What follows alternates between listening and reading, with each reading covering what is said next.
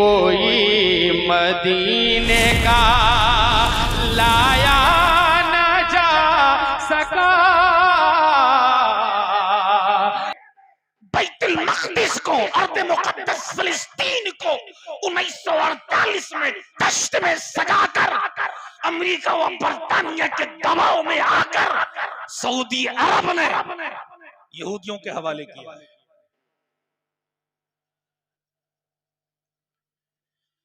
इसलिए भारत के मुसलमानों, अगर तुम कामयाबी चाहते हो, कामरानी चाहते हो तो सुनो, हमें सऊदिया के रियाल की जरूरत नहीं है, बल्कि हमें मुस्तफा के लाल की जरूरत है।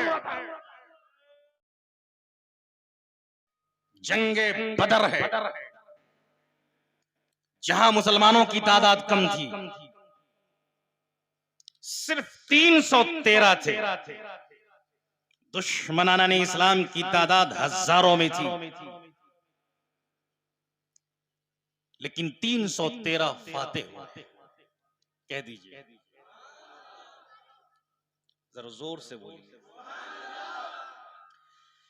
इस्लाम बदर के मैदान से फैला है, फैलाने वालों की तादाद कम, और इस्लाम करबला के मैदान में बचा है। इस्लाम को बचाने वाले कम थे, फैलाने वाले भी कम, बचाने वाले भी कम। बदर में भी तादाद कम थी, करबला में भी तादाद कम थी, और आज सलेमपुर के इस गौसुल वरा कॉन्फ्रेंस में भी तादाद कम है। तो यहाँ आज बदर की भी सुन्नत अदा हो रही है और करबला की भी सुन्नत अदा हो रही है।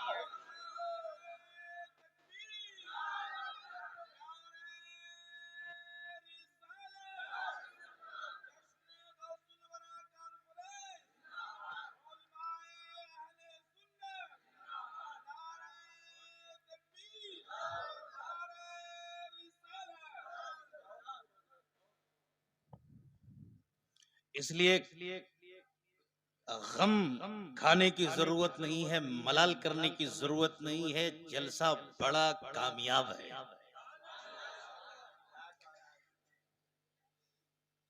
जिस मजमे में मोमिनीन की तादाद कम होती है, वहां अल्लाह फरिश्तों को भेज देता है। कुरान कहता है, कम मिन फियतिन कलीलतिन गलबत फियतन कसीरतन बिइज़्निल्लाह। ये छोटी छोटी जमातें हैं, अल्लाह के हुक्म से बड़ी बड़ी जमातों पर गालिब आ जाती है। इसलिए सलेमपुर के मुसलमानों, आज मैं आपसे एक वादा लेना चाहता हूं। वादा करेंगे? कितने लोग? जब तक जलसे का इख्तिताम ना हो जाए, तब तक आप यहां से जाएंगे नहीं। बोलिए इंशाअल्लाह, बोलिए जोर से इंशाअल्लाह। तक़ी सुनना चाहते हैं? अल्लामा साहब, इजाजत है? दुरूद पाक पढ़िए, अल्लाहुम्मा सल्ली अला सय्यिदिना।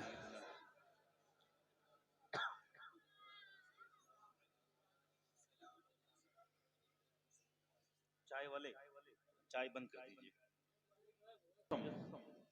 जब मुस्कुरा दिए हैं, सहराए जिंदगी में गुलशन खिला दिए हैं, उनकी अता ने मुफलिस सुल्तान बना दिए हैं, उनकी चमक ने मेहरो माँ जगमगा दिए हैं, और उनकी महक ने दिल के गौंचे खिला दिए हैं। जिस राह चल गए हैं, कूचे बसा दिए।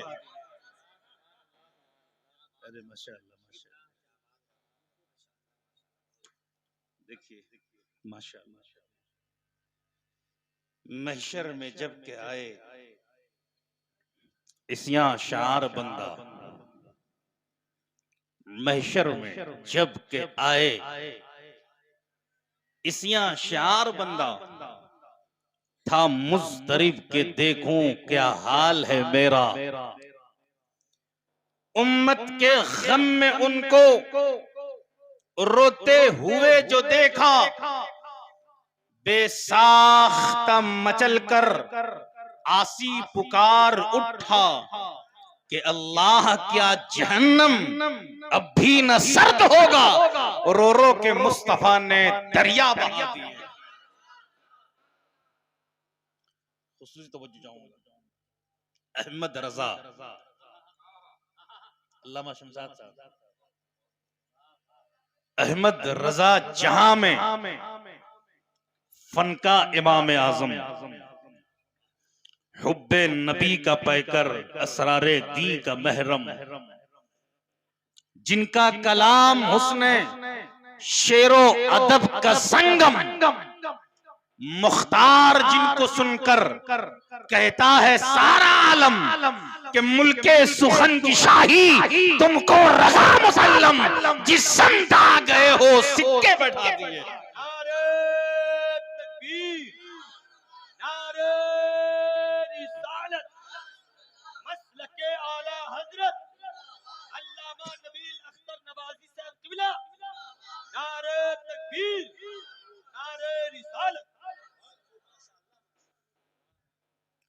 जश्न गौसुल वरा में शिरकत करने वाले मुसलमानों, इमाम अहमद रजा की जात और शख्सियत को अगर जानना चाहते हैं, समझना चाहते हैं तो सुने। भारत में मसूद गाजी आए, हजरत मसूद गाजी ने इस्लाम को फैलाया। दाता अली हिजवेरी आए, हजरत दाता ने भारत में इस्लाम को फैलाया। सुल्तानुल हिंद ख्वाजा गरीब नवाज आए, ख्वाजा गरीब नवाज ने भारत में इस्लाम को इस्तेहकाम पहुंचाया। बख्तियार काकी आए, इस्लाम को फैलाया। बाबा फरीद गंज शकर आए, इस्लाम को फैलाया। निजामुद्दीन औलिया आए, इस्लाम को फैलाया। नसीरुद्दीन चिराग दहली आए, इस्लाम को फैलाया। मखदूम अशरफ जहांगीर सिमनानी आए, इस्लाम को फैलाया। साबिर पिया कलियरी आए, इस्लाम को फैलाया। मखदूम बिहारी आए, भारत में इस्लाम को फैलाया। वारिस पाक आए, वारिस पाक ने इस्लाम को भारत में फैलाया। लेकिन सलेमपुर के नौजवानों, इमाम अहमद रजा खान ने इन बुजुर्गों के फैलाए हुए इस्लाम को फैलाया भी है, बचाया भी है। चारों तरफ से दीन के दुश्मन, बीच में तन्हा मेरा रजा। ऐसे में इस्लाम बचाना सबके बस की बात नहीं।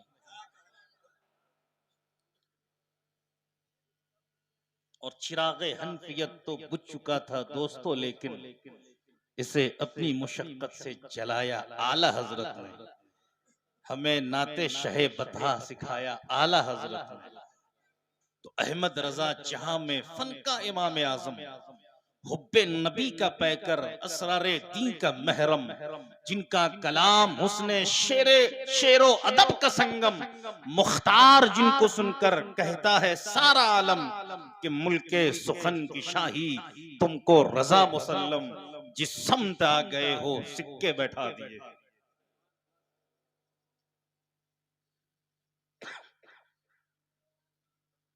सलेमपुर एक ऐसा कस्बा है, एक ऐसी आबादी है जहां अहले इल्म रहते हैं। उलमा और हुफ्फाज का एक बड़ा काफिला यहाँ रहता है। मदरसा इस्लाहुल मुस्लिमीन की खिदमत बहुत बड़ी है।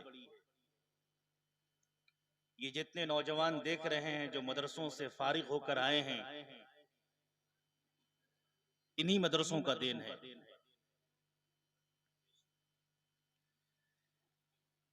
जब तक ये मदरसे कायम रहेंगे, जब तक ये मदरसे अपनी खिदमत अपनी आबादियों में अंजाम देते रहेंगे, इस्लाम को कुछ नहीं हो सकता है। इस्लाम के किले हैं ये इदारे, यहां इस्लाम के सिपाही पलते हैं।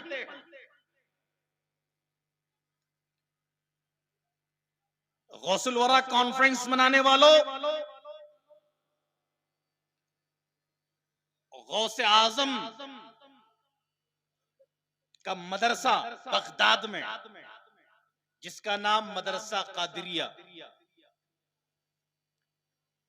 जिसमें 3000 तलबा पढ़ते थे। कितने हजार? 3000 तलबा पढ़ते थे। गौसे आजम सिर्फ गौसे आजम नहीं है, गौसे आजम मुफस्सिर आजम भी हैं, गौसे आजम मुहद्दिस आजम भी हैं, गौसे आजम फकीह आजम भी हैं। गौसे आजम तमाम उलूम व फनून के सरदार हैं, सिर्फ वलियों के सरदार नहीं है, मुफस्सिरीन के भी सरदार हैं, मुहद्दिसीन के भी सरदार हैं। फजर की नमाज से लेकर ज़ोहर तक गौसे आजम 15 सब्जेक्ट पढ़ाते थे और पूरी दुनिया से तलबा आकर पढ़ते थे। 3000 तलबा ऐसे थे जो बाज़ाब्ता तालीम हासिल करते थे और गौसे आजम की रोजाना की मजलिसों में 70 हजार तलबा आया करते थे। उसमें उलमा हुआ करते थे, सुलह हुआ करते थे, औलिया की जमात हुआ करती थी।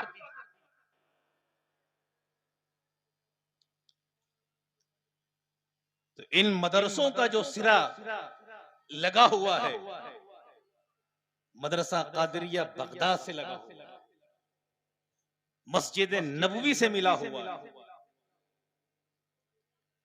मदरसों को गनीमत जाने, जिन जिन मुल्कों में मदरसे खत्म हो गए, इस्लाम खत्म हो गया, नाम के मुसलमान रह गए। आप चले जाइए इमाम बुखारी के मुल्क में, इमाम बुखारी ने हदीसों को जमा किया और बुखारी तसनीफ की। उनके मुल्कों में इस्लाम का नाम लेने वाला कोई नहीं, वहां मदरसे खत्म हो गए, मुसलमानों ने तवज्जो नहीं दी मदरसों की तरफ। तो मदरसा इस्लाहुल मुस्लिमीन इस्लाम का एक किला है। इस किले की हिफाजत आपकी जिम्मेदारी है। अगर ये किला मसमार हो गया, ये किला खत्म हो गया, तो आपकी आबादी से इस्लाम की रमक खत्म हो जाएगी। आप मुसलमान रहेंगे लेकिन हकीकी इस्लाम आपके सीने से निकल चुका होगा। इसलिए मदरसों को मजबूत कीजिए। आज फितने हशरातुल अर्ज की तरह उबल रहे हैं और मुस्लिम आबादियों को अपनी चपेट में लेने के तगोदों में लगे हुए हैं। मौजूदा दौर में मुस्लिम नौजवान सऊदी अरब से बहुत ज्यादा मुतासिर नजर आता है। हर नौजवान कह रहा है सऊदी अरब में तो ये नहीं होता, सऊदी अरब में तो ये नहीं होता। जो सऊदी अरब कमाने के लिए गया, वहां से जब वापस आता है तो फितने साथ लेकर आता है। वहां गौसे आजम की मजलिस नहीं होती, वहां मिलाद की महफिल नहीं होती, वहां जुलूसे मोहम्मदी नहीं निकलता। लेकिन सलेमपुर के नौजवानों सुनो, इस्लाम सऊदी अरब से नहीं फैला है। कोई साबित कर दे कि इस्लाम सऊदी अरब से फैला है। जो सजा मजहब इस्लाम ने झूठों के लिए, कज़्ज़ाबों के लिए मुकर्रर किया है, वो सजा भुगतने के लिए नबी अख्तर नवाजी तैयार है।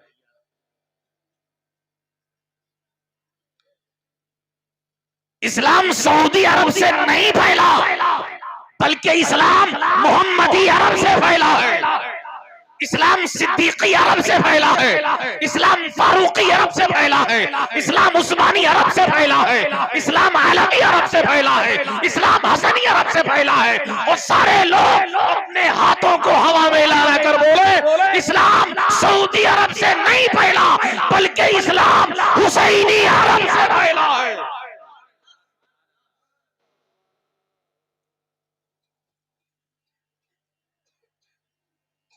सऊदी अरब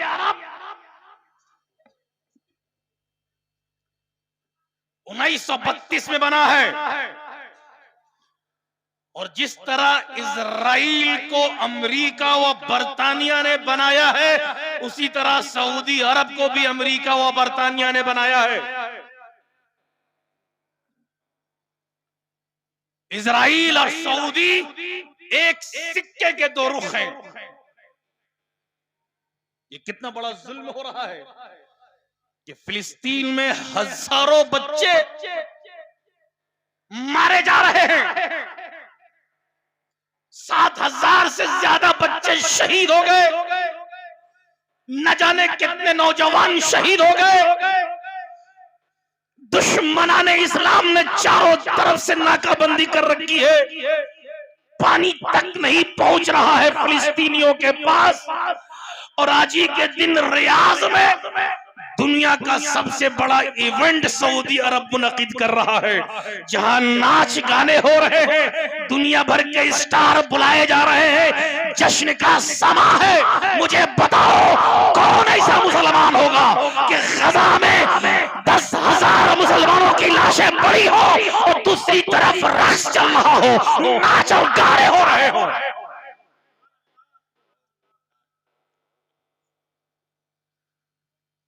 मुसलमानों, इस्लाम सऊदी अरब से नहीं फैला है, सऊदी अरब बना है 1932 में। क्या इस्लाम 1932 में आया है? इस्लाम कब आया? और इनकी दोस्ती 1932 से लेकर अब तक बरकरार है। और इस दोस्ती के नतीजे में क्या हो रहा है? हिंदुस्तान के मुसलमानों सुनो, इस दोस्ती के नतीजे में जन्नतुल बकी में बिल्डोजर चलवाए गए।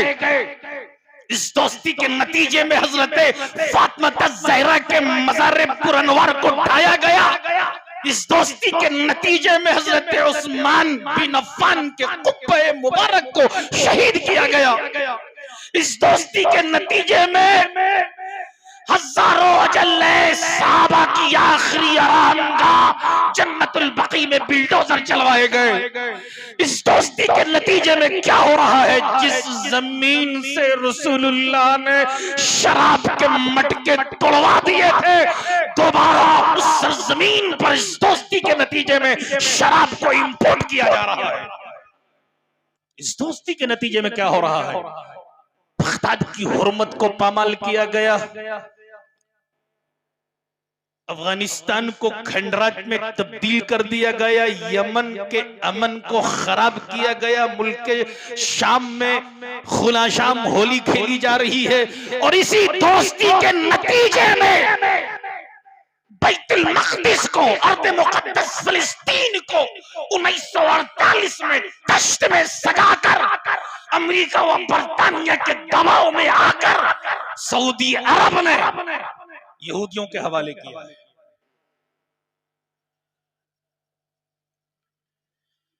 इसलिए भारत के मुसलमानों, अगर तुम कामयाबी चाहते हो, कामरानी चाहते हो, तो सुनो, हमें सऊदिया के रियाल की जरूरत नहीं है, बल्कि हमें मुस्तफा के लाल की जरूरत है। रिसालत मसलके आला हजरत पैगंबर इस्लाम मजहब इस्लाम हजरत अल्लामा नबील अख्तर साहब किबला, नारे तकबीर, नारे रिसालत। हमारा रिश्ता आले सऊद से नहीं है, बल्कि हमारा रिश्ता आले रसूल से है। हमारा रिश्ता इमाम हसन से है, हमारा रिश्ता इमाम हुसैन से है, हमारा रिश्ता गौसे आजम से है, हमारा रिश्ता ख्वाजा मोइनुद्दीन चिश्ती अजमेरी से है। इसलिए इमाम अहमद रजा खान फाजिल बरेलवी फरमाते हैं, या रसूल अल्लाह तेरी नस्ल पाक में है बच्चा बच्चा नूर का, तो है ऐने नूर तेरा सरगराना नूर का।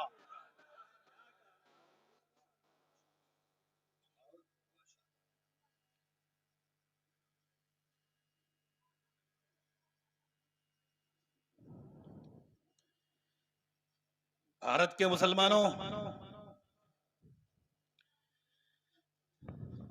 मैं फिलिस्तीन गया हूं। इन आंखों ने मस्जिद अक्सा की ज़ियारत की है।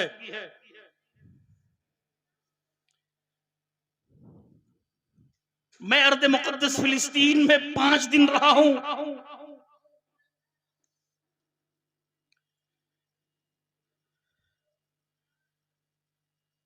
वो जमीन अंबिया की जमीन है।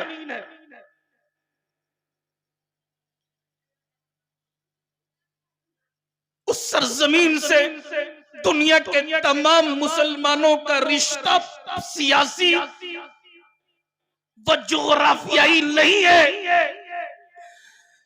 हुजूर ताजुल शरिया फरमाते हैं, उस सरजमीन से मुसलमानों का रिश्ता ईमान का रिश्ता है।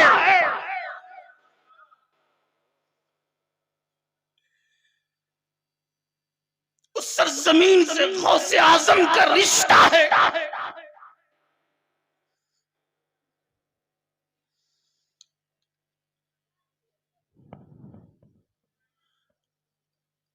पूरा आलम इस्लाम, पूरा आलम इस्लाम अमेरिका के सामने सुरनगू है। अमेरिका ने सबको कैद कर रखा है। अगर आलम इस्लाम में कोई आबादी आजाद है तो उस आबादी का नाम गजा है, उस आबादी का नाम फलस्तीन है।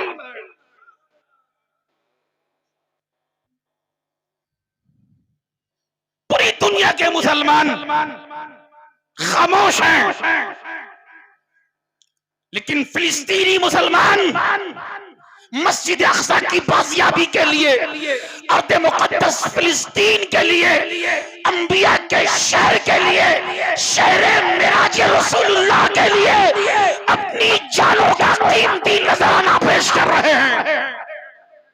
सिर्फ गजा के नौजवान नहीं, फिलिस्तीन के नौजवान नहीं, बल्कि बच्चे भी अपनी जानों का कीमती नजराना पेश कर रहे हैं। बूढ़े भी पेश कर रहे हैं, मर्द भी पेश कर रहे हैं, औरतें भी पेश कर रही हैं। पूरा फिलिस्तीन ये कह रहा है, ऐ जालिम, जो जान मांगो तो जान देंगे, जो माल मांगोगे तो माल देंगे, लेकिन ये हरगिज़ न हो सकेगा कि नबी का चाहो जला देंगे।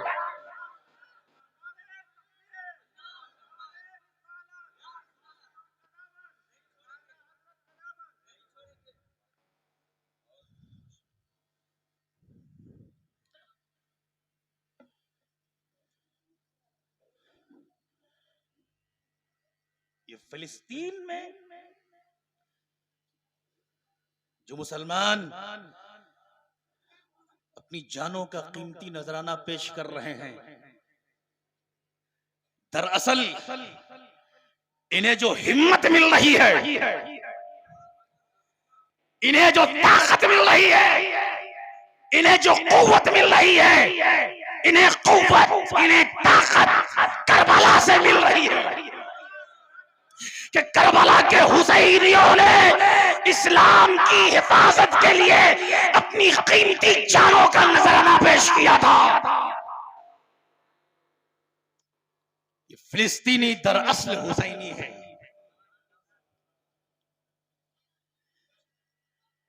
भारत के मुसलमानों, फातिह आजम सुल्तान सलाहुद्दीन अय्यूबी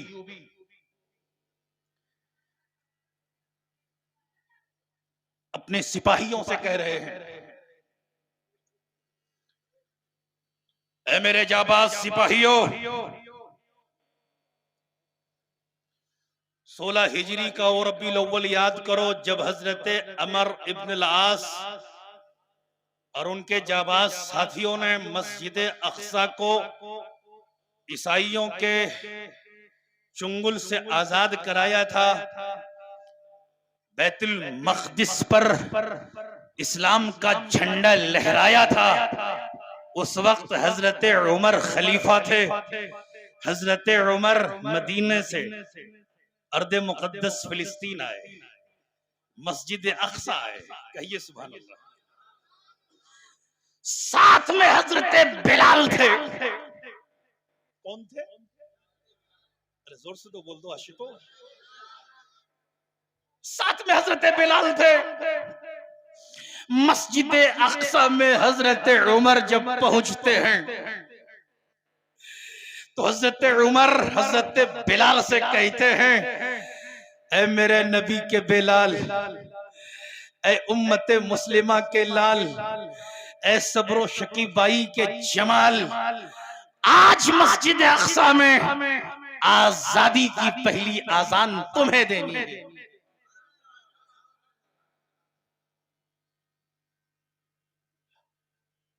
सलेमपुर के नौजवानों, मेरी माओ और बहनों सुनो, हजरत बिलाल मस्जिद अक्सा की आजादी की पहली आजान दे रहे हैं। अल्लाहु अकबर, अल्लाहु अकबर, अल्लाहु अकबर, अल्लाहु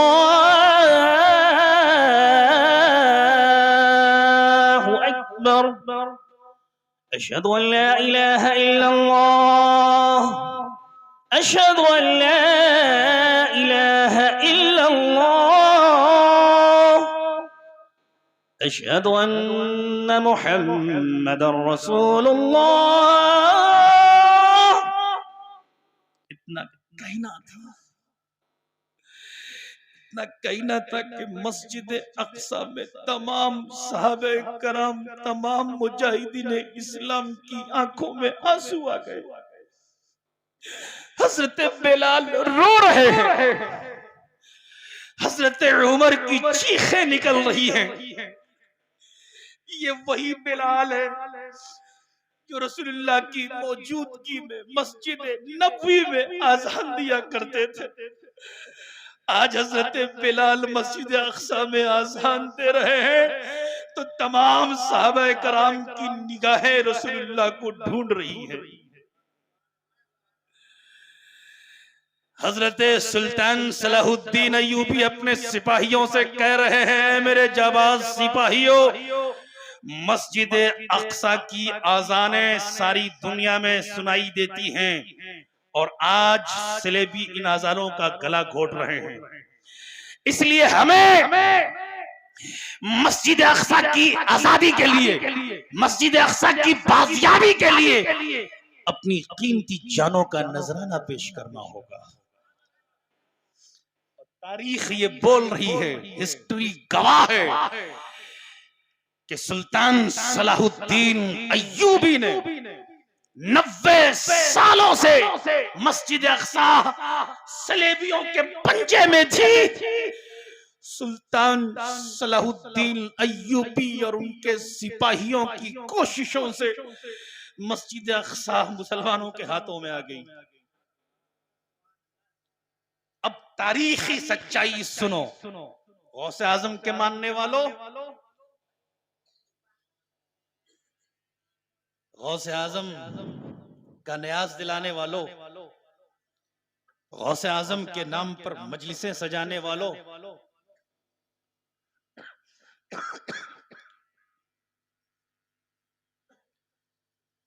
सुल्तान सलाहुद्दीन अय्यूबी की फौज में 80% जो सिपाही थे, 80% जो फौजी थे, वो सब के सब गौसे आजम के शागिर्द थे। जरा जोर से बोलिए। वो सब के सब गौसे आजम के मदरसा कादरिया के फारिगुल तहसील थे। वो सब के सब कादरी थे और खुद सुल्तान सलाहुद्दीन अय्यूबी कादरी थे। कहिए सुभान अल्लाह। सुल्तान सलाहुद्दीन अय्यूबी को जो ये कुव्वत हासिल हुई, ये फतुहात हासिल हुए, वो गौसे आजम की दुआओं का समरा था। और गौसे आजम मदरसा कादिरिया में जहां अपने शागिर्दों को कुरान पढ़ाते थे, हदीस पढ़ाते थे, उलूम फिक्र पढ़ाते थे, वहीं गौसे आजम अपने शागिर्दों को सिपाहगरी भी सिखाते थे, फौजी ट्रेनिंग भी देते थे, और अपने शागिर्दों को सुल्तान सलाहुद्दीन अय्यूबी की फौज में शामिल कराते थे। कह दीजिए सुभान अल्लाह। जब सुल्तान सलाहुद्दीन अय्यूबी मस्जिद अक्सा को फतह करता है, 90 साल हजरत उमर के जमाने में मस्जिद मुसलमानों के हाथों में आई, फिर 4 हिजरी में दोबारा ईसाइयों ने मस्जिद अक्सा पर अपना कब्जा जमा लिया, और वो कब्जा 90 साल तक रहा। और उसी 90 साल उसी दरमियान गौसे आजम की विलादत होती है, और गौसे आजम की परवरिश और पर्दाख्त होती है। गौसे आजम बगदाद जाते हैं और देखते हैं कि पूरा आलम इस्लाम पंजे यहूद, पंजे सलेब में मुब्तला है, आलम इस्लाम का शिराजा बिखरा हुआ है। तो गौसे आजम मदरसा कादरिया में पढ़ाकर, बच्चों को जहन नशी कराकर, उन्हें फौजी ट्रेनिंग देकर, सुल्तान सलाहुद्दीन अय्यूबी की फौज में दाखिल कराकर मस्जिद अक्सा की बाजियाबी कराते हैं। आप लोग सिर्फ ये जानते हैं कि गौसे आजम बड़े पीर हैं, बड़े वली हैं। गौसे आजम बहुत करामती वली हैं, बड़ी बड़ी करामतें हैं। करामत वलियों के लिए कोई बड़ी शय नहीं है। करामत वलियों के लिए कोई बड़ी चीज नहीं है। जब आप मोटरसाइकिल चलाते हैं ना, और उस मोटरसाइकिल के रफ्तार की वजह से जो गर्द उड़ते हैं, जो घास इधर से उधर होते हैं, इसी तरह विलायत की रफ्तार में करामत को कहा जाता है।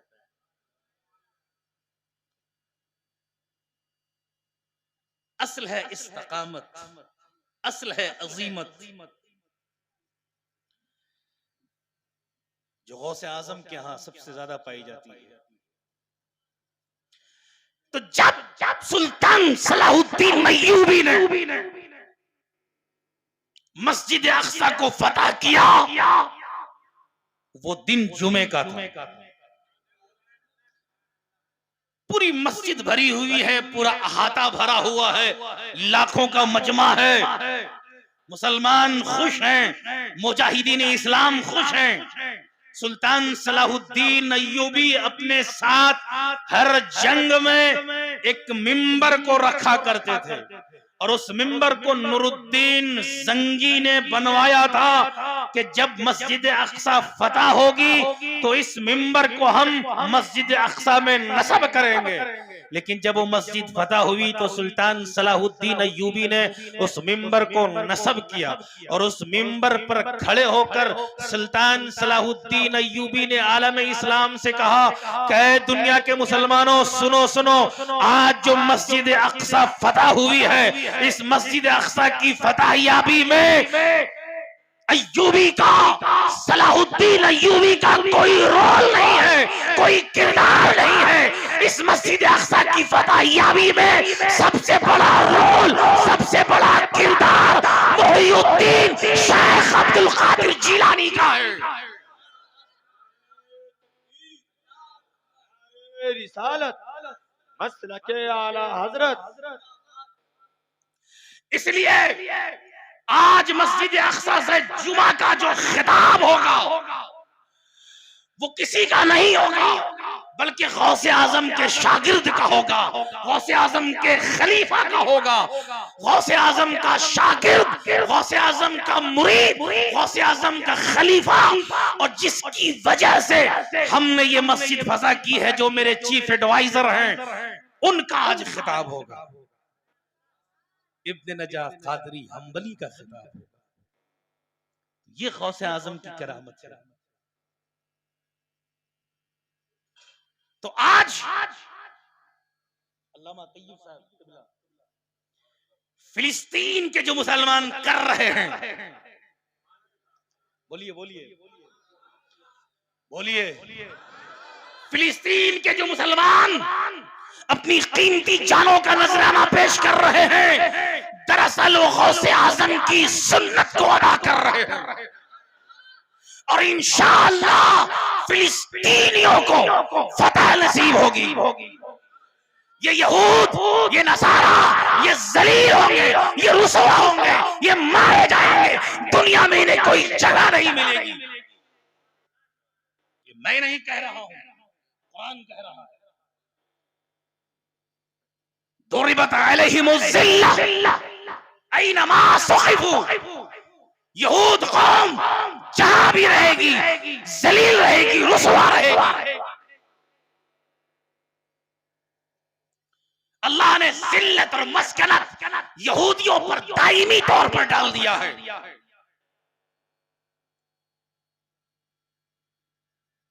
ये हमेशा जलील रहे हैं, इनके पास कोई हुकूमत नहीं रही है, और इनको मुसलमानों ने नहीं मारा है। मुसलमानों ने तो इन्हें अमान दिया है, इन्हें अपने पास बसाया है। इन्हें सबसे ज्यादा जो दुनिया में मारा है वो ईसाइयों ने मारा। पुख्ते नसर ने इनका कत्ल किया है, और माजी करीब में हिटलर ने मारा है। दुनिया की सबसे जलील तरीन कौम का नाम यहूद है। ये मैं नहीं कह रहा हूं, कुरान कह रहा है। दुरिबत अलैहिमुज़्ज़िल्लतु ऐनमा सुक़िफ़ू इल्ला बिहब्लि मिनल्लाहि व हब्लि मिनन्नासि व बाउ बिग़ज़बि मिनल्लाह व दुरिबत अलैहिमुल मस्कना। ये मैं नहीं कह रहा हूं। यहां जो 70 साल की हुकूमत इन्हें मिली है, ये कोई हुकूमत नहीं है।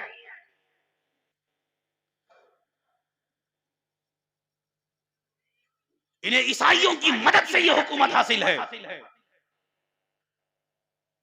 और जिस दिन ईसाई इनके दुश्मन हो गए तो इन्हें दुनिया में रहने की जगह नहीं मिलेगी। और याद रखे, यहूद और नसारा कभी एक नहीं हो सकते। किसी मसलहत की वजह से आज एक हैं, कल ये आपस में लड़ेंगे, कटेंगे, मरेंगे। और जिस तरह हिटलर ने मारा था, जिस तरह शहंशाह रूम ने मारा था, जिस तरह माजी में पुख्ते नसर ने मारा था, उसी तरह आने वाली ताकतें इन्हें चुन चुन कर मारेंगी। इसलिए मुसलमानों, गम खाने की जरूरत नहीं है, हुज़्न मलाल करने की जरूरत नहीं है। बस अल्लाह से दुआ करें कि अल्लाह फिलिस्तीनियों को इस्तिकामत अता फरमाए। पूरी दुनिया के यहूदियों के लिए ये 20 लाख 40 लाख फिलिस्तीनी काफी हैं। फिलिस्तीनी उस मस्जिद अक्सा की बाजियाबी की लड़ाई लड़ रहे हैं, जिस मस्जिद अक्सा की बाजियाबी की लड़ाई 4 और 5 हिजरी में गौसे आजम ने लड़ी थी। इसलिए मैं गौसे आजम के चाहने वाले सुन्नी मुसलमानों से कहना चाहता हूं कि आप कुछ नहीं कर सकते, यहां से दुआ तो कर सकते हैं। आप मस्जिद अक्सा की बाजियाबी के लिए दुआ करें। मस्जिद अक्सा के लिए जो अपनी जानों का कीमती नजराना पेश कर रहे हैं, उनके लिए आप दुआ करें। ये लड़ाई पॉलिटिकल लड़ाई नहीं है, ये सियासी झगड़ा नहीं है, ये वो जंग है, ये वो जंग है जो सहाबा ने जीती है। ये वो जंग है जिसे गौसे आजम ने जीता है। ये वो जंग है जिसे गौसे आजम के मुरीदों ने जीता है, और इंशाअल्लाह गौसे आजम के चाहने वाले, गौसे आजम पर अपनी जानों का नजराना पेश करने वाले आने वाले दिनों में जीतेंगे।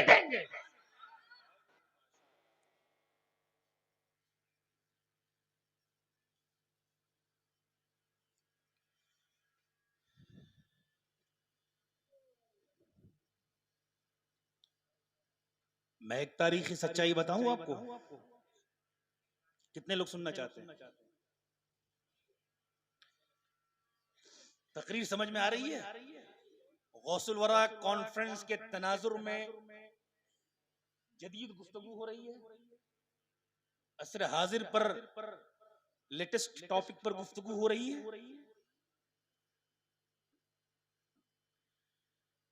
गौसे आजम हर 11 तारीख को, हर महीने की 11 तारीख को मिलाद मनाया करते थे। कह दीजिए जोर से और जरा बुलंद होकर। गौसे आजम क्या मनाया करते थे? मिलाद। इसलिए गौसे आजम को 11वीं वाले पीर के लक़ब से पूरी दुनिया में शोहरत हो गई।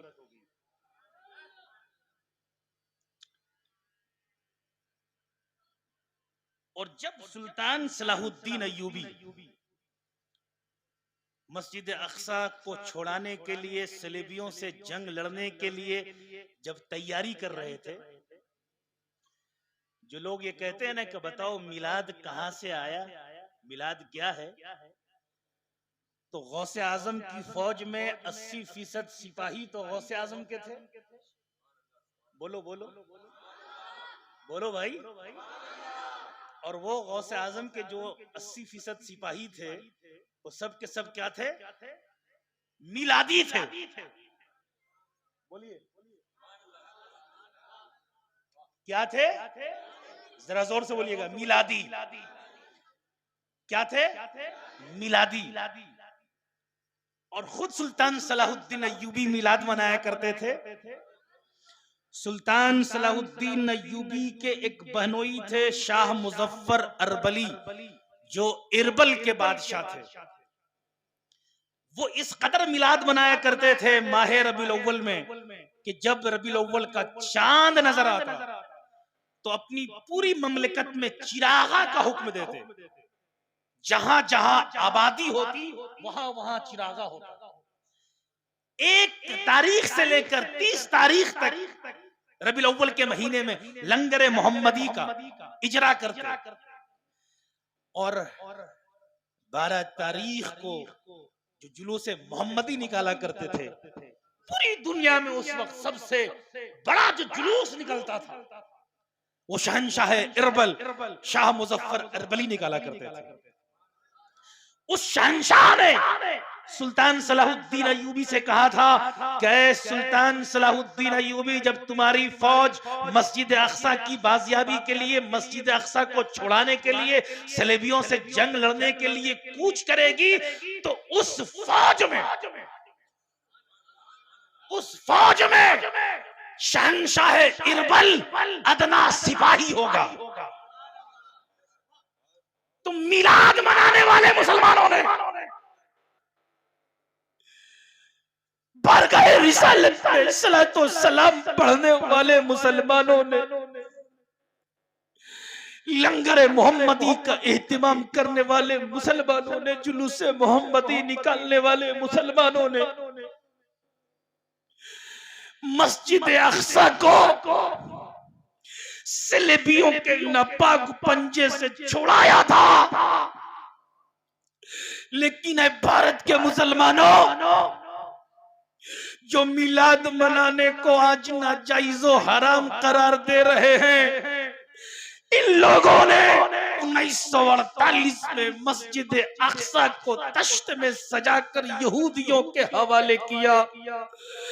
अब मैं आपसे पूछना चाहता हूं कि मस्जिद अक्सा को छुड़ाने वाले मुसलमान हैं या मस्जिद अक्सा को यहूदियों के हवाले करने वाले मुसलमान हैं? कौन मुसलमान है? छुड़ाने वाले या देने वाले? जरा जोर से बोलिए, जरा जोर से बोलिए। छुड़ाने वाले मुसलमानों को मीलादी मुसलमान कहा जाता है और तश्त में सजाकर यहूदियों के हवाले करने वालों को वहाबी कहा जाता है। नारे तकबीर, नारे रिसालत, मसलके आला हजरत, जश्न गौसुल वरा कॉन्फ्रेंस, नारे तकबीर, नारे रिसालत। तो हम सब मिलादी है या वहाबी है? कौन मिलादी है? एक नौजवान को ऐसा मिलादी हो जो इस जोश में नारा लगाए, इस कदर नारा लगाए कि फरिश्ते झूम उठे, फरिश्ते पुकार उठे, या रसूल अल्लाह। सलेमपुर में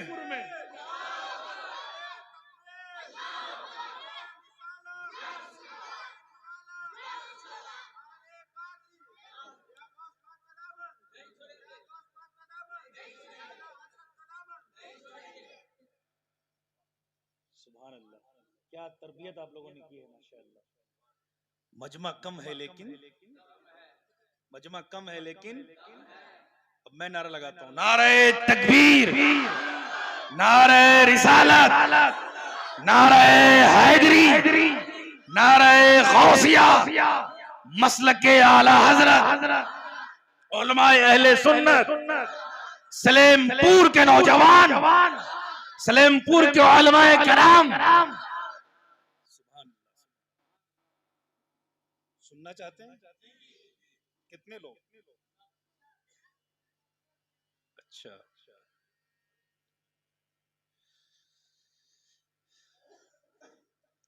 ये जो वहाबी हैं, जो मिलादी नहीं है, क्या है? वहाबी है। वो कहते हैं कि ये जो औलिया कराम है, ये जो गौसे आजम है, ये जो औलिया कराम है, इनके पास कोई ताकत नहीं है, कोई कुव्वत नहीं है। माज़अल्लाह ये मरकर मिट्टी में मिल गए। ये तो जब नबी के सिलसिले में ये कहते हैं तो वली के सिलसिले में और क्या कहेंगे। लेकिन मैं कुरान से तवज्जो चाहूंगा, please listen to me. Quran से मैं आपको बताना चाहता हूं वलियों की ताकत क्या है और गौसे आजम की ताकत क्या है। सुनना चाहते हैं? हजरत सुलेमान अलैहिस्सलाम क्या है? क्या है? क्या है? क्या है? वली, नबी है। जरा जोर से बोलिए, क्या है? जरा जोर से बोलिए। और मस्जिद अक्सा की निशाते सानिया, यानी मस्जिद अक्सा को, जो मस्जिद अक्सा बनी है, जिस मस्जिद अक्सा की बाजियाबी के लिए फिलिस्तीनी पूरी दुनिया से जंग लड़ रहे हैं, तागूती निजाम से लड़ रहे हैं, दुनिया के super power of the world से टकरा रहे हैं, उस मस्जिद अक्सा को हजरत सुलेमान अलैहिस्सलाम ने बनाया। किसने बनाया? ताकि बात समझ में आए।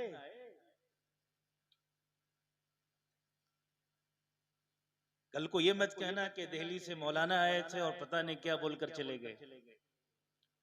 मैं वो बोलूंगा जो आपके ज़हनो दिमाग में रच और बस जाए। मस्जिद अक्सा को किसने बनाया? सुलेमान अलैहिस्सलाम। बात समझ में आई? सुलेमान अलैहिस्सलाम नबी हैं, सुलेमान अलैहिस्सलाम बादशाह हैं, और सुलेमान अलैहिस्सलाम की बादशाहत पूरी दुनिया पर कायम है। जमीन पर भी हुकूमत कर रहे हैं, आसमान पर भी हुकूमत कर रहे हैं, हवाओं पर भी हुकूमत है, जिन्नातों पर भी हुकूमत है, इंसानों पर भी हुकूमत है। तो सुलेमान अलैहिस्सलाम के दौर में एक रानी थी, एक मलका थी, मलके बिल्कीस। क्या नाम है आपका? माशाअल्लाह, हाफिज मोहम्मद मुश्ताक रजा। सुभान अल्लाह, अल्लाह ताला की उम्र में इल्म में बरकतें अता फरमाए, बोलिए आमीन। सुलेमान अलैहिस्सलाम, सब जितने उस दौर के राजा महाराजा और बादशाह थे, सब सुलेमान अलैहिस्सलाम के अंडर में आ गए। बिल्किस नहीं आई थी, बिल्किस नहीं आई थी, लेकिन सुलेमान अलैहिस्सलाम का जाहो हशम जलाल कर्र फर ऐसा था कि बिल्किस भी अपने मिनिस्टरों से बात करके ये तय कर ली कि हमें अब सुलेमान अलैहिस्सलाम की अताअत कबूल करनी चाहिए। अगर अताअत कबूल नहीं करेंगे तो हम फिर गुलाम बना लिए जाएंगे। तो बिल्किस अपने महल में मीटिंग कर रही है और इधर सुलेमान अलैहिस्सलाम अपने महल में अपने वजीरों के साथ मीटिंग कर रहे हैं। कहिए सुभान अल्लाह। अब जो लोग कहते हैं माज़अल्लाह कि नबी को पीठ पीछे की खबर नहीं, सुलेमान अलैहिस्सलाम को यह खबर कैसे मिली कि 1000 किलोमीटर की दूरी पर बिल्किस हमारी अताअत करने के लिए तैयार हो गई है। अब सुलेमान अलैहिस्सलाम कहते हैं, क़ाला या अय्युहल मलउ अय्युकुम यातीनी बिअर्शिहा क़ब्ल अन यातूनी मुस्लिमीन। ऐ मेरे वजीरों, ऐ हमारे मिनिस्टरों, तुम में कौन है ऐसा जो तख्त बिल्किस को उठाकर लाए कब्ल इसके कि वो मेरे पास आ जाए मुतियो फरमा बरदार बनकर। कुरान कहता है क़ाला इफ़रीतुम मिनल जिन्नी, एक जिन्नात खड़ा हुआ, उसने कहा अना आतीका बिही क़ब्ल अन तक़ूम मिन मक़ामिक व इन्नी अलैहि लक़विय्युन अमीन। ऐ बादशाह, मैं लाने पर कादिर हूं, आप कुर्सी से उठेंगे मैं ले आऊंगा, और मैं ताकतवर भी हूं, मैं अमानतदार भी हूं। तो सुलेमान अलैहिस्सलाम कहते हैं प्लीज सिट डाउन, इजलिस, तुम बैठो। क्यों सुलेमान अलैहिस्सलाम ने उस वजीर को बैठा दिया? इसलिए कि वो वजीर इंसान नहीं था, जिन्नात था। आज का वहाबी ये कहता कि जो तख्त बिल्किस को उठाकर लाया था वो कोई इंसान नहीं था, वो तो जिन्नात था, और जिन्नातों को अल्लाह ने ताकत दी है। सुलेमान अलैहिस्सलाम जानते थे कि नबी आखिरुज़्ज़मा की उम्मत में कुछ लोग पैदा होंगे जो नबी की नबूवत का इनकार करेंगे, जो वलियों की विलायत का मुनकिर होंगे। तो आपने कहा तुम बैठो। कुरान कहता है क़ालल्लज़ी इंदहु इल्मुम मिनल किताबि अना आतीका बिही क़ब्ल अन यरतद्द इलैका तरफुक। एक शख्स, एक इंसान खड़ा हुआ जिसके पास अल्लाह के किताब का इल्म था। उसने कहा बादशाह, पलक पलक पलक चिपकते ही मैं ले आऊं। कहिए सुभान अल्लाह, बोलिए बोलिए। पलक चिपकते ही फलम्मा रआहु मुस्तक़िरन इंदहु क़ाला हाज़ा मिन फ़ज़्लि रब्बी। तो जैसे ही सुलेमान अलैहिस्सलाम ने अपनी नजर को दौड़ाया, क्या देखते हैं कि तख्ते बिल्किस हाजिर है। पलक छिपकते ही ले आया, पलक छिपकते ही ले आया। कौन लाया? इंसान। और वो इंसान कौन है? वली है, अल्लाह का वली है। अब मैं एक सवाल करता हूं, तवज्जो चाहूंगा, एक सवाल। तमाम नबियों में आला नबी कौन? सबसे आला व औला हमारा नबी। क्या बात है, सुभान अल्लाह। आला हज़रत ने क्या फरमाया? तमाम नबियों में अफजल, बोलिए हमारा नबी। तमाम नबियों में अफजल तमाम नबियों से बेहतर, तमाम नबियों से आला, तमाम नबियों से बरतर, तमाम नबियों के सरदार, तमाम नबियों के सैयद, सैयदुल अंबिया हमारे नबी हैं। हमारे नबी खातिमुन नबिय्यीन हैं, नबियों के सरदार हैं, तमाम नबियों से अफजल हैं। तो हमारे नबी की जो उम्मत है वो तमाम नबियों की उम्मत से अफजल है। जरा जोर से बोलिए, उम्मत मोहम्मदिया तमाम नबियों की उम्मत से आला।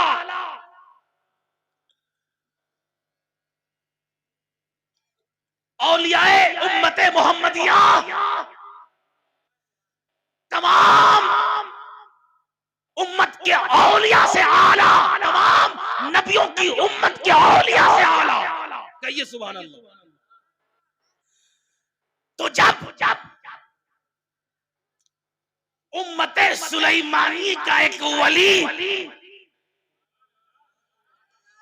जब उम्मत सुलेमानी का एक वली पलक चिपकते ही 1000 किलोमीटर की दूरी से तख्ते बिल्कीस को ला सकता है, तो जो उम्मत मोहम्मदिया का वली होगा, जो उम्मत मोहम्मदिया के वलियों का सरदार होगा, उसकी ताकत और प्रवास का क्या आलम होगा। नारे तकबीर, नारे रिसालत, जश्न गौसुल बरा कॉन्फ्रेंस, अल्लामा नबील अख्तर नवाजी। वाह सुभान अल्लाह, सुभान अल्लाह, बहुत खूब हजरत। जो उम्मत मोहम्मदिया का गौसे आज़म होगा, जो उम्मत मोहम्मदिया के वलियों का सरदार होगा, उसकी ताकत और परवास का क्या आलम होगा। खुद गौसे आजम फरमाते हैं, नजर तो इला बिलादिल्लाहि जमान का खरदिलतिन अला हुक्म तसाली, मैं पूरी दुनिया को अपनी हथेली पर इस तरह देखता हूँ जैसे राई के दाने को देखा जाता है। वाह सुभान अल्लाह, सुभान अल्लाह। यह है गौसे आजम की ताकत, यह है गौसे आजम की कुव्वत।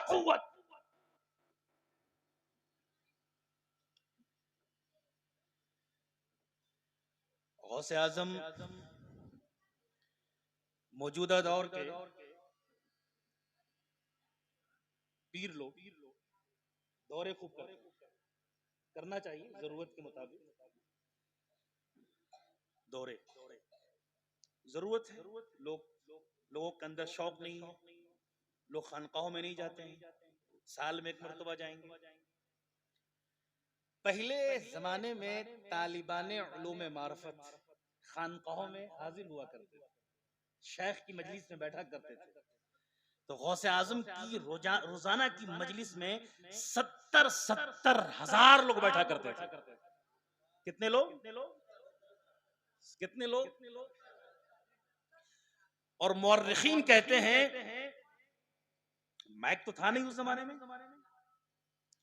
तो गौसे आजम की तकरीर को जैसे पहले सफ में बैठे हुए लोग सुना करते थे, वैसे ही गौसे आजम की तकरीर को आखिरी सफ में बैठे हुए लोग सुना करते थे। बड़े बड़े अहले इल्म, औलिया, सुलहा, कुतुब, अब्दाल, औताद गौसे आजम की मजलिस में आया करते थे। और कुछ लोगों को हसद भी होता था, कुछ लोग जलन के भी शिकार होते थे। एक बहुत बड़े अदीब थे, कौन थे? अदीब,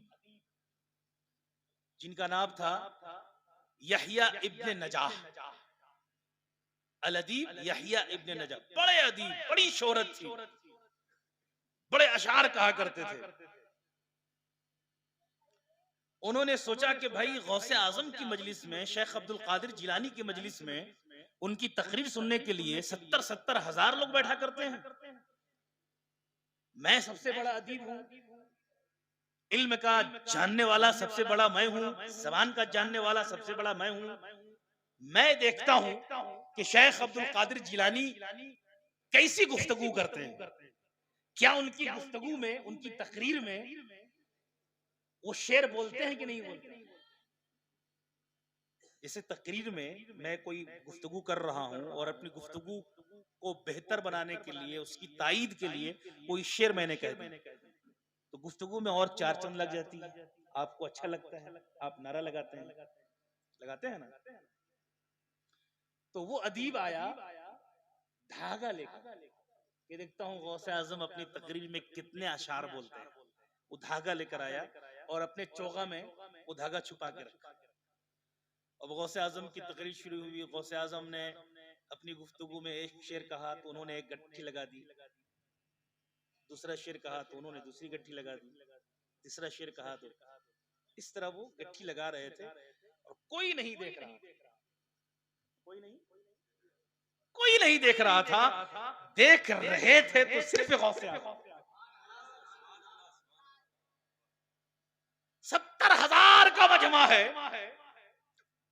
यहिया इब्न नजाह धागे को अपने चोगे में छुपा के रखा है और वो गट्ठी लगा रहा है। गौसे आजम ने दौराने गुफ्तगू मजमे पर नजर डाली और आपने फरमाया, ए यहिया इब्न नजाह अल अदीब, मैं तो गुत्थियां सुलझा रहा हूं, मैं तो गुत्थियों को खोल रहा हूं और तुम गुत्थियों को बांध रहे हो। वाह सुभान अल्लाह सुभान अल्लाह। इतना सुनना था।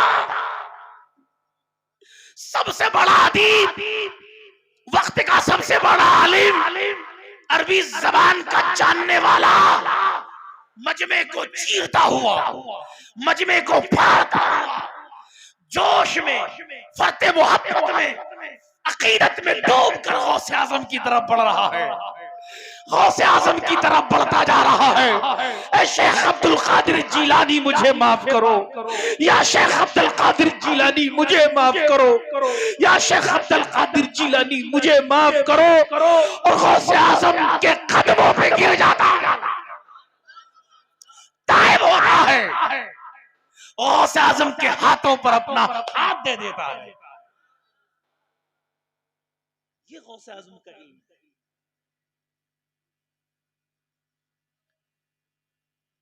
एक बहुत बड़े नहवी थे, मोहम्मद इब्ने खुशाब अन्नहवी।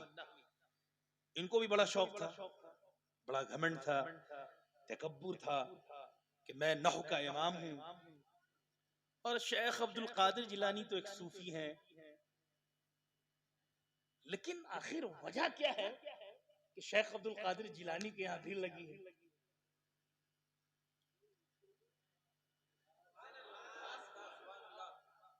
अरे विलायत इल्म से नहीं आती है, विलायत अल्लाह के करम से मिलती है, रसूल की अता से विलायत मिलती है। और गौसे आजम सिर्फ वली नहीं है, वलियों के सरदार हैं।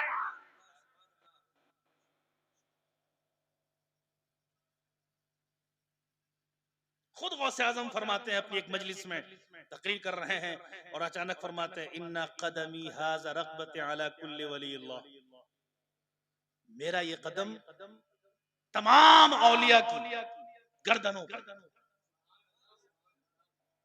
ये गौसे आजम की शान है।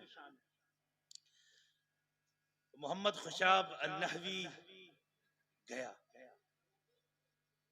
गौसे आजम तकरीर कर रहे हैं, 70,000 का मजमा है। क्या है? सोच रहा है मैं कहां आ गया।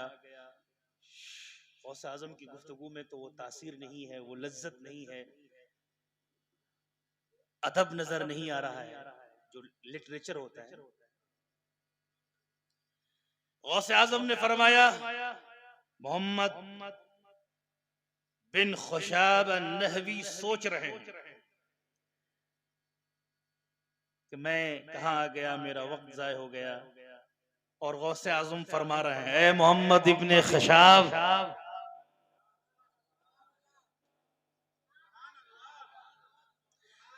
ए मोहम्मद इब्ने खुशाब, अरे तुम लफ्जों को जोड़ते हो, तुम लफ्जों को जोड़ते हो और मैं दिलों को जोड़कर अल्लाह तक पहुंचाता हूं। अब तो कोई नारा लगा दे, अब तो कोई नारा लगा।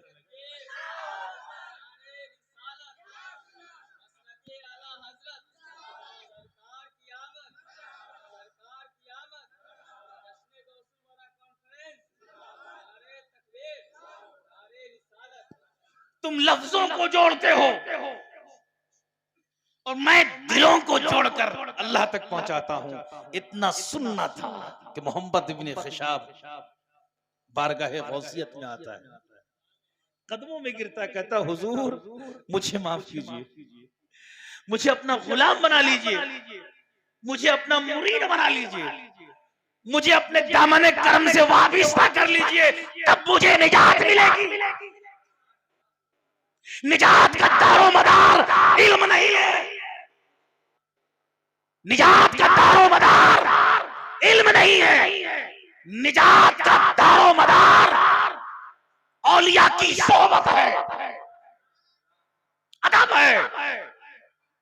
इल्म के हुसूल के बाद रब की बंदगी है, रब की रजा के लिए रब के बंदों के दरमियान खिदमत है।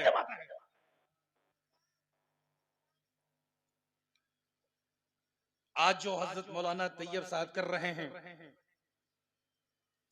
या मौलाना तजम्मुल साहब कर रहे हैं, या अहमद रजा साहब कर रहे हैं, या इस मदरसे के जितने मुंतजमीन हैं वो जो कुछ कर रहे हैं, ये जो मजलिस सजा रहे हैं, ये सब गौसे आजम की सुन्नत है।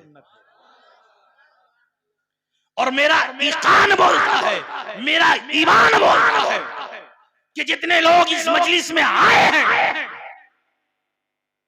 सब के सब जन्नती हैं, सब के सब गौसे आजम के झंडे के साए के नीचे हश्र में होंगे। गौसे आजम से एक मुरीद ने पूछा कि कोई शख्स आपसे मुरीद भी ना हो, आपका शागिर्द भी ना हो, आपका जमाना भी पाया ना हो, आपके सिलसिले में भी दाखिल ना हो, लेकिन वो आपसे मोहब्बत करता, आपसे मोहब्बत करता है। बोलिए बोलिए बोलिए, आपसे मोहब्बत करता हो, आपका इश्क अपने सीने में सजा कर रखता हो, तो गौसे आजम ने फरमाया ऐसा शख्स भी मेरा मुरीद है।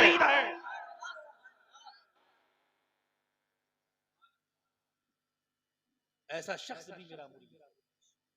तो आप सब गौसे आजम की मोहब्बत में आए हैं ना, तो आप सबके बख्शिश का जरिया गौसे आजम है।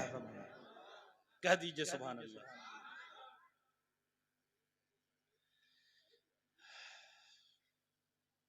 गौसे आजम नमाज पढ़ा करते थे, क्या पढ़ा करते थे? क्या नमाज। आज कुछ पीर ऐसे आते हैं मोहल्लों में, कहते हैं कि मैं तो बातनी नमाज पढ़ता हूं। कौन सा नमाज, कौन सी नमाज?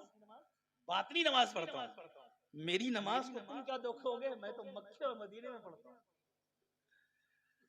गौसे आजम से भी शैतान ने कहा था कि शेख अब्दुल कादिर जिलानी, तुम्हें नमाज पढ़ने की क्या जरूरत है? तो गौसे आजम ने फरमाया था कि तुम शैतान हो। तो फिर शैतान एक चाल चलता है, कहता है अब्दुल कादिर तुम्हें तुम्हारे इल्म ने बचाया है। तो शेख अब्दुल कादिर कहते हैं मुझे मेरे इल्म ने नहीं बचाया है, बल्कि मुझे मेरे रब ने बचाया। मौजूदा दौर में हम नमाज नहीं पढ़ते। कितने लोग हैं इस मजमे में जो पंच वक्त नमाजी हैं? थोड़ा हाथ उठाएंगे। 1 2 3 4 5 6 7 8 लोग, 8 लोग नमाजी। 9 ये 10। चलिए मेरे अजीजों, मेरे दोस्तों, मेरी माँ और बहनों, नमाज मर्दों के लिए किसी भी हालत में माफ नहीं। किसी भी हालत में।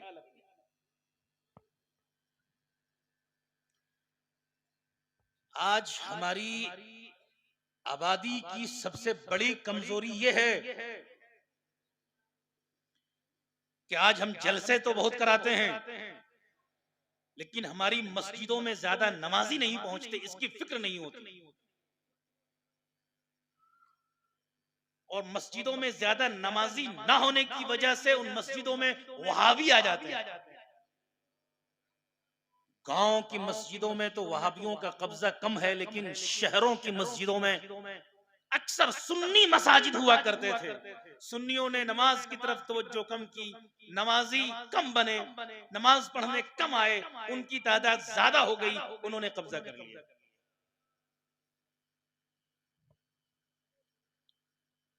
नमाज क्या है मालूम है आप लोगों को? क्या है नमाज? बोलिए। वो एक नौजवान बता दे, मैं उसे 50 रुपए दूंगा। और अगर मैं बताऊंगा तो 5 लोग मिलकर मुझे 50-50 रुपया दोगे तो 250 रुपया। क्या है? क्या है?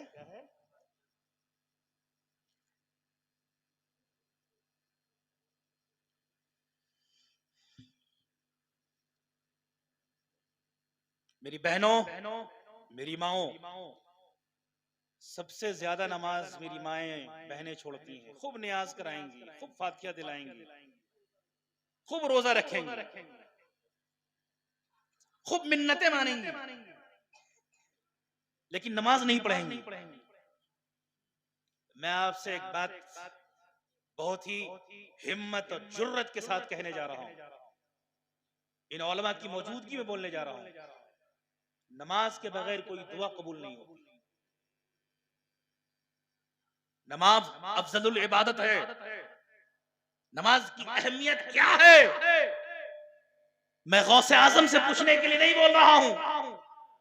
नमाज की अहमियत क्या है ये ख्वाजा गरीब नवाज से पूछने के लिए मैं नहीं कह रहा हूं। अरे नमाज की अहमियत करबला में हुसैन से पूछो। नारे तकबीर, नारे रिसालत,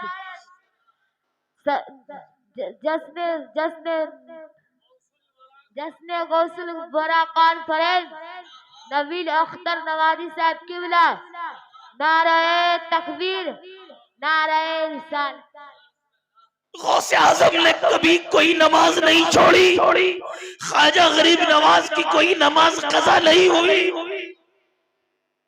तमाम औलिया नमाज पढ़ते रहे। क्यों पढ़ते रहे? इसलिए नमाज के इंपॉर्टेंस को, नमाज की अहमियत को करबला के मैदान में हुसैन ने उम्मत को बताया है। नमाज क्या है?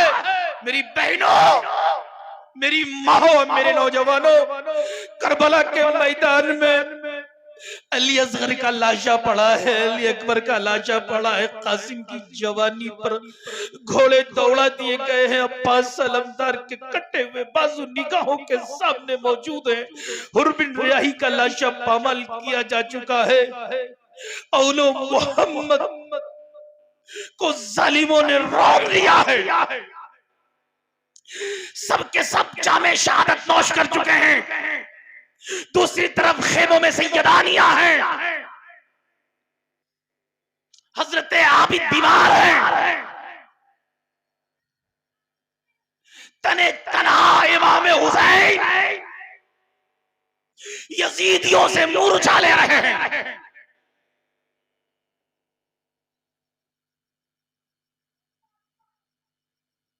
इमाम हुसैन यजीदियों से जंग लड़ रहे हैं। इमाम हुसैन की तलवार चल रही है। इमाम हुसैन की तलवार चल रही है, अली की शजाअत दिखा रही है। इमाम हुसैन यजीदियों से मुकाबला कर रहे हैं और यजीदियों को गाजर मूली की तरह काट रहे हैं। अमर साद ने कहा इस तलवार को रोकनी चाहिए। अगर ये तलवार न रुकी तो कोई यजीदी नहीं बचेगा। ये जंग हुसैन जीत जाएंगे, कोई नहीं बचेगा। इस तलवार को रोकनी चाहिए। इमाम हुसैन मेमना की तरफ बरसते हैं तो मेमना को साफ कर देते हैं, मैसरा की तरफ बरसते हैं तो मैसरा को गाजर मूली की तरह काटते हैं। कल्बे लश्कर पर जब हमला करते हैं तो कल्बे लश्कर इधर से उधर हो जाता है। यजीदी खौफजदा है। ये तलवार रुकनी चाहिए। ये तलवार हैदरी है, जिसने खैबर में फतह दिलाई है, वो यही तलवार है। इस तलवार को, हुसैन की तलवार को दुनिया की कोई ताकत रोक नहीं सकती थी। बोलिए बोलिए, कोई रोक नहीं सकती थी। जब हुसैन की तलवार चल रही थी तो ऐसा लग रहा था कि फरिश्तों ने अपनी पूरी ताकत झोंक दी है। जब हुसैन की तलवार चल रही थी तो ऐसा लग रहा था कि अजिन्ना की ताईद हासिल है। जब हुसैन की तलवार चल रही थी तो ऐसा लग रहा था कि हैदर की पूरी ताकत हुसैन की तलवार में समा गई है। जब हुसैन की तलवार चल रही थी तो ऐसा लग रहा था कि फातिमा ज़हरा का दूध अपनी ताकत का मुजाहिरा दिखा रहा है। लेकिन वो तलवार चलती रही। अरे जिस तलवार को अली अकबर की जवानी न रोक सकी, अली असगर का बचपना न रोक सका, जिस तलवार को कासिम की शहादत न रोक सकी, जिस तलवार को अब्बास के कटे हुए बाजू न रोक सके, जिस तलवार को खेमों में आराम कर रही सैयदानियों का खतरे में आ जाने का डर न रोक सका, आखिर वो तलवार रुक गई। वो तलवार रुक गई हुसैन सजदे में। अब अमर साद ने कहा कि अगर अब ये दोबारा उठेंगे तो किसी को नहीं छोड़ेंगे, इसलिए हुसैन पर यकबारगी हमला करो। हुसैन पर यकबारगी हमला किया गया। चारों तरफ से तीरों की बारिश होने लगी। हुसैन 72 जख्म खा चुके हैं, सजदे में। शिमर मरदूद ने तलवार मारी, हुसैन सजदे से गिर गए। और देखते ही देखते फातिमा का चांद गहन में आ गया। शिमर ने सीने पर सवार होकर हुसैन की गर्दन काट दी। हुसैनियों, हुसैन की गर्दन नहीं कटी है, बल्कि बोसागाहे मुस्तफा कट गई है।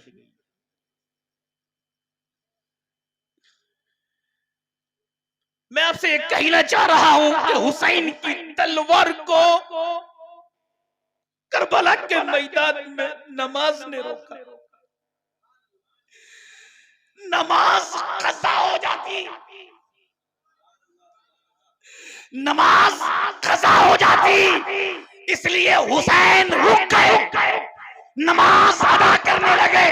और ऐन हालत नमाज में यजीदियों ने हजरत इमाम हुसैन को शहीद किया है।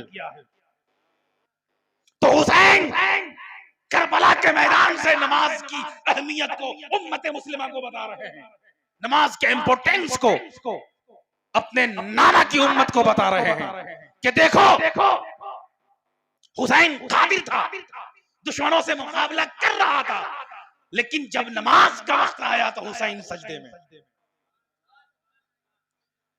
आज आपके पास तो कोई परेशानी नहीं है, आप दुकानों में हैं, खेत खलियानों में हैं, घरों में हैं, और मौज़िन पुकारता है हय्या अलस सलाह, हय्या अलल फलाह, और आपके कानों में जूं तक नहीं रही।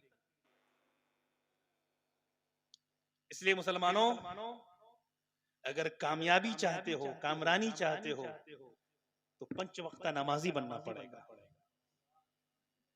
तो कितने लोग हैं जो आज गौसुल वरा कॉन्फ्रेंस में ये तय कर ले कि इंशाअल्लाह हम नमाज पढ़ेंगे? हाथ उठाएं। हाथ उठाइए, अल्लाह तौफीक देगा। ए अल्लाह, ये जितने गौसे आजम के चाहने वाले हैं, ये जितने हुसैनी मुसलमान हैं, मौला इन्हें पंचवक्ता नमाजी बना दे और हजरत इमाम हुसैन के सदक़े इनके जो जायज व नेक मकासिद है उनमें कामयाबी व कामरानी अता कर दे। 2 मिनट की गुफ्तगू और होगी, उसके बाद मैं अपनी जगह लूंगा, फिर आगे की कार्रवाई हजरत तजम्मुल साहब करेंगे। बस एक सवाल करके मैं गुजर जाऊंगा। अल्लामा तैयब साहब, इजाजत है? देखिए, मैं तो यहाँ 10 साल के बाद, कितने सालों के बाद आया? 10 सालों के बाद। ये सब बच्चे देखिए बड़े हो गए। मैं यहाँ आऊं और हजरत मौलाना तजम्मुल साहब की जो दुकान है, किस चीज की दुकान है? बर्तन की दुकान। बर्तन की है ना? अल्लाह ताला इनके कारोबार में खूब बरकतें अता फरमाए। मैं इनसे कहूं कि मौलाना तजम्मुल साहब, मैं आपके यहाँ नौकरी करूंगा, लेकिन ड्यूटी नहीं करूंगा, ओवर ड्यूटी करूंगा। ये बोलेंगे मौलाना पहले ड्यूटी करो, उसके बाद ओवर ड्यूटी। पहले उसके बाद ओवर ड्यूटी। जब ड्यूटी करोगे और ओवर ड्यूटी करोगे तो मजदूरी डबल हो जाएगी। अब सुनो, नमाज क्या है? ड्यूटी है या ओवर ड्यूटी? जरा जोर से बोलिए। रोजे क्या है? अम्मा रोजे ड्यूटी हैं। रोजे क्या है? रमजान के रोजे साहिब निसाब है तो ज़कात, साहिब इस्तात है तो हज, ड्यूटी। इसके अलावा जितने भी कार खैर हैं, सब के सब ओवर ड्यूटी। ये गरीबों को खाना खिलाना, ये लंगर चलाना, ये जलसे कराना, ये गरीबों को कपड़ा देना, सदका व खैरात करना, ये सब के सब क्या है? ये न्याज दिलाना, ये बुजुर्गों के नाम पर खिचड़ा पकाना, ये सब क्या है? अब ये सुन्नी जो मुसलमान है, मिलादी मुसलमान, ये क्या कर रहे हैं? ड्यूटी कर रहे हैं या ओवर ड्यूटी कर रहे हैं? Over duty. तो अरे जब दुनियावी मालिकान के नजदीक ड्यूटी के बगैर ओवर ड्यूटी का कोई तस्वुर नहीं, तो जो मालिकों का मालिक है, जो अहकमुल हाकिमीन है, उसकी बारगाह में ड्यूटी किए बगैर ओवर ड्यूटी की मजदूरी कैसे मिले? इसलिए मुसलमानों, पहले ड्यूटी करो, उसके बाद ओवर ड्यूटी करो। इंशाअल्लाह जब ड्यूटी करोगे और ओवर ड्यूटी करोगे तो अल्लाह के नजदीक दोनों कबूल होगा। अल्लाह के नजदीक दोनों कबूल होगा और तुम यहाँ भी कामयाब होगे और वहां भी कामयाब होगे। वाखिरु दावाना अनिल हम्दुलिल्लाहि रब्बिल आलमीन। पढ़िए, अस्तगफिरुल्लाह रब्बी मिन कुल्ली ज़म्बिन व अतूबु